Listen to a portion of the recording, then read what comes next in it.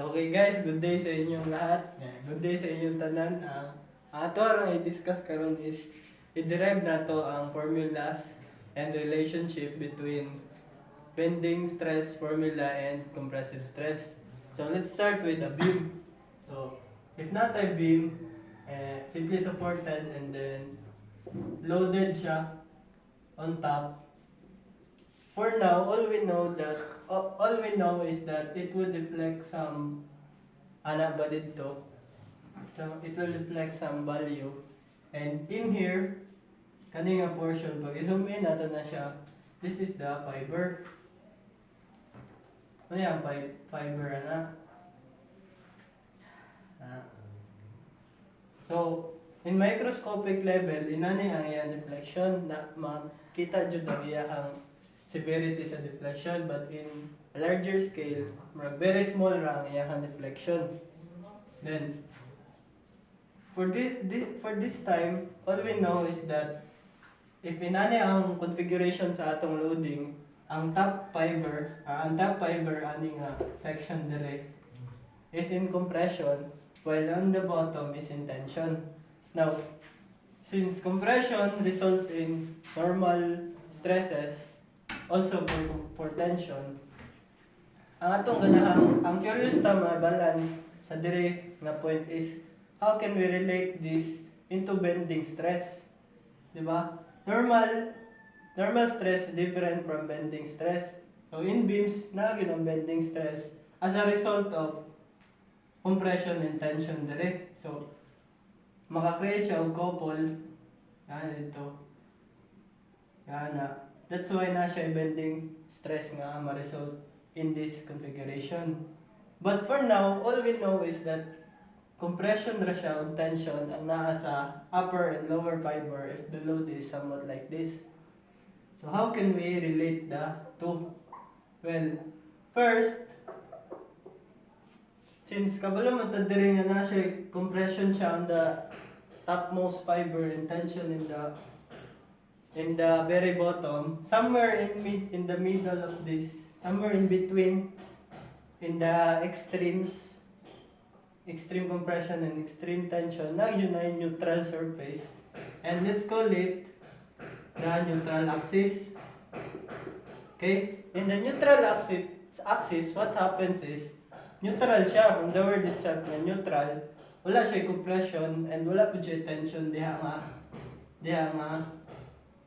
surface. Therefore, wala siya bending nor stresses nga niya na feel, or wala siya deformation. Magpabilin ni siyang straight just like the original position sa atong beam. So this, we'll assume this as straight kay neutral man siya. It does not undergo compression nor tension.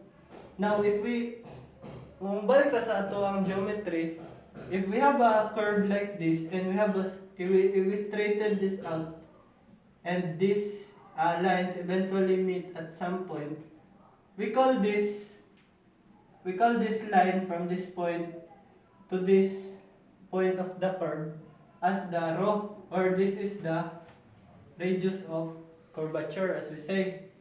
Okay? And let's say we select from this O here, we select a fiber or our points from the neutral axis. Let's say A here and B. Okay? Kung sa ato nang ibuhat, we straight na ato ning edges sa ato ang curve at point O, diri nga point, and then we label this as the radius of curvature of this curve. And then from the neutral axis, we select a fiber that is A and B, ang iyang points or segment AB. Now, if we take a look at below ani neutral axis, let's say y distance away from this neutral axis, we select this fiber. What can we observe with this one? This is now the deformation or the stretching of this AB, di ba?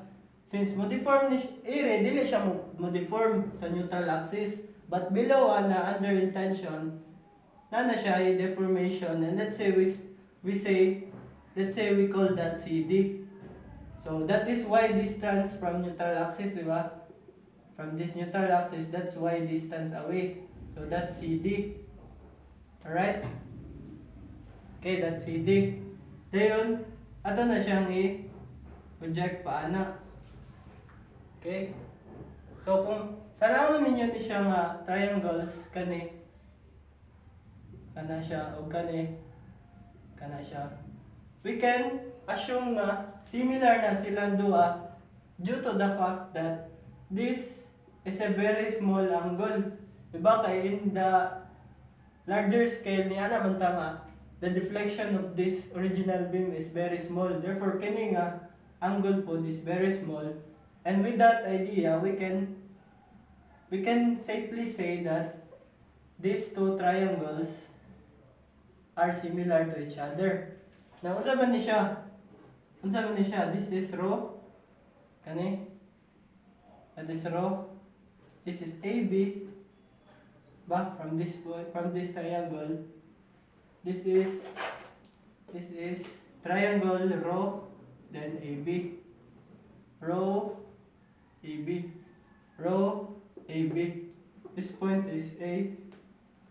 This point is A, then B. Ba, AB na siya. And kani is CD. C and D na siya. And this one is Y. Ba, Y na siya. Okay? Also, pwede po na mayroon nga, kani din may rho. Rho na siya. And with similar triangles, pwede na nato ma-correlate ang duha. Again, unsa ang CD? CD is the deformation. CD is the deformation of our beam y distance from neutral axis. Y distance from NA. While AB, mo siya original length. Now, unsa ganito formula nga ma-relate nato ang deformation to its original length. Ang kana siya nga symbol or expression is what we call strain. Diba? Strain is the final length minus initial length over initial length sa surface or any material. Diri na naman tayo deformation nga CD. And we have original length AB. Therefore, we can say that this CD is, or this strain is equal to the deformation CD over AB. Now, since we have CD over AB and these two triangles are similar, we can say that their sides are proportional. CD is to AB is the same as Y is to rho. And now we got this relationship that strain is equal to the distance y from the neutral axis of fiber of interest over the rho or the radius of curvature of our beam of our neutral axis. Dire. So muna itong first equation. Now, by Hooke's law, unsa man toy gingon ni Hooke's, unsa man toy gingon sa Hooke's law, sa law ni Hooke's katong elasticity. Niya na siya nga stress is equal to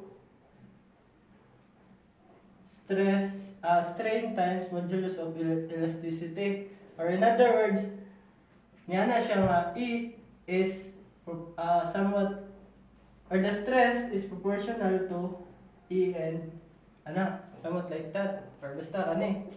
Muna siya. Stress is equal to strain times modulus of elasticity. And naman ta dire nga strain is equal to the y over rho.